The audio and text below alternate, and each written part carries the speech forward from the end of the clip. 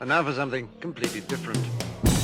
Forget everything you've been told by others before. Get ready for the real deal, the full story. Real talk about money, markets, life. Now, it's The Real Investment Show, presented by RIA Advisors. And welcome to Financial Fitness Friday. I'm Rich Rosso, CFP. We've got a very special guest with us this morning. We do, on occasion, have interns. They come in with hair and they leave looking like Brent up at the top. But that's all good. That's all part of the learning process. We've got young Will with us. Will, say hello to the Financial Fitness Friday crazy audience, because it is Friday. Good morning. I'm happy to be here. He sounds a little bit low. Maybe Danny is really whipping him into shape there. Like, my voice is very weak. Got to get close to the mic, speak in there. But Will be graduating from Texas A&M. They have an incredibly impressive financial planning program. Danny and I have been involved with the program for the last year or so, and we'll be continuing to do that. But what a great crop of young minds ready for life to slam them into the dirt. Yep, well, I had hopes and dreams once too. Dow futures are down 36 points, S&P futures down 9, NASDAQ 37. Obviously, we're in for a roller coaster ride when we look at what's going on with tariffs. I am so tired even saying the word tariff. So we are in limbo to some degree that an appeals court has paused this. The International Court of Trade blocking the sweeping tariffs Mr. Donald Trump applied to goods from around the world. But we will see. There's ways around it. But this uncertainty is what gets the market. What you think is going to happen doesn't happen. And listen, we're not used to volatility in markets. Last year, it was smooth as glass out there. It was, sun was shining. We already had mentioned that this year would be a bit more volatile.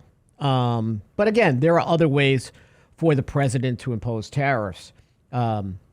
There's a untested section, actually, of the Trade Act that would allow for 15% tariffs for a maximum of 150 days. So, they'll get around it. But again, the uncertainty in the news. And then there was a meeting between Powell yesterday and President Trump. And boy, who wouldn't want to be a fly on the wall for that? I would have just thrown in some boxing gloves and let them hash it out. And then get Janet Yellen in there to referee. Okay, boys, make it a clean, fair fight. Okay? Ow! Who punched me?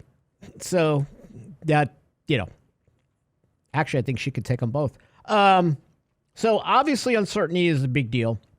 Costco came out with their overall earnings, and those look pretty good. Obviously, the consumer is still strong. If you look at household debt to income ratios, if you look at the Federal Reserve household report, they're not as bad as I thought they would be.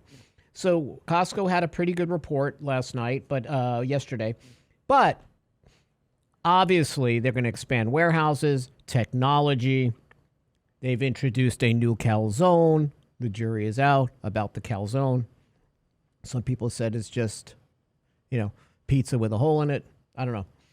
You go to Costco, let us know. But they also did bring up about the concern of tariffs. So once we get through this process, we'll see.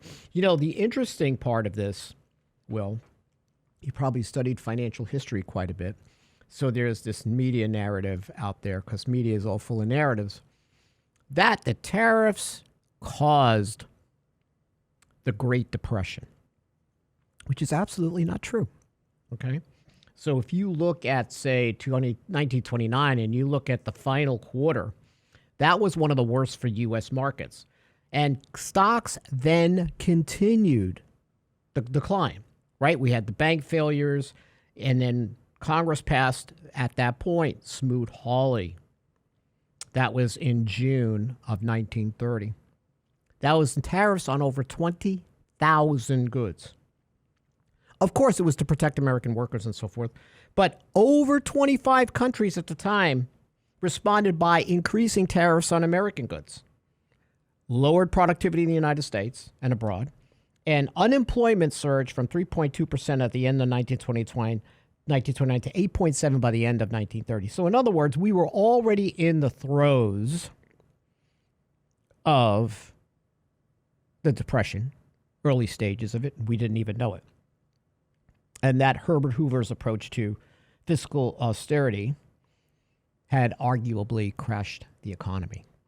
So did they help during that period of weakness? No. Did they cause the Depression? No. I think Goldman Sachs came out and cleared up that story yesterday. So you got to be real cognizant of headlines. You got to be understanding that you don't want to take out any kinds of these narratives. And I think there was a great show the last couple of days on narratives with Mike and Lance. So I think that for the most part, falling for narratives is fine. And I think Lance brought up something that's very sage. He said, if you're going to be a trader and trade the narratives, that's fine. Okay? If you're thinking euro is going to take over the dollar, you might be dreaming long term when you look at more of the structural issues in the Eurozone. They're not going to replace the American dollar, but you do have maybe a trade in the narratives. And we know how long narratives can last. So I think traders do that. Now, we combine a little bit of both. We look at things much longer term. We look at big macro moves, demographics and so forth, productivity, and all those things that ultimately affect the economy and the market, earnings growth, profit margins. But narratives are narratives and momentum is momentum. And sometimes we're going to take advantage. The difference is we know the difference between a trade and an investment. And you need to know the same.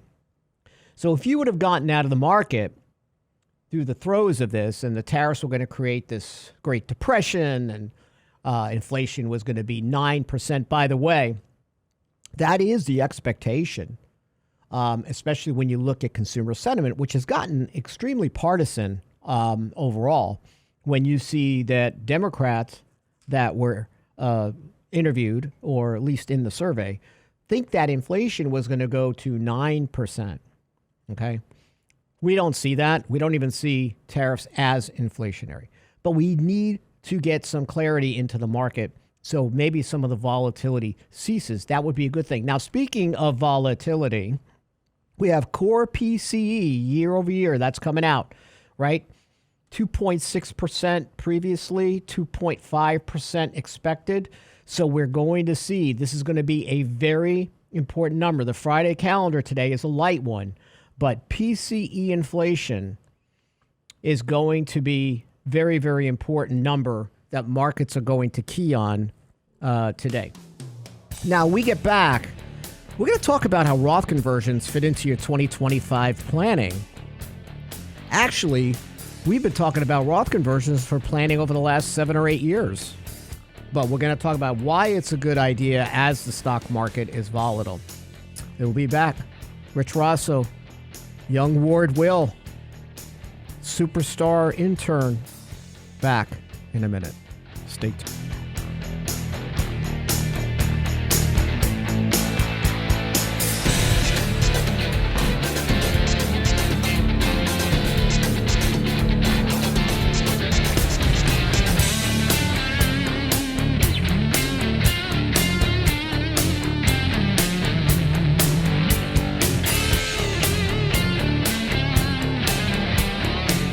Get daily investment news you can use, delivered at the speed of the internet at realinvestmentadvice.com.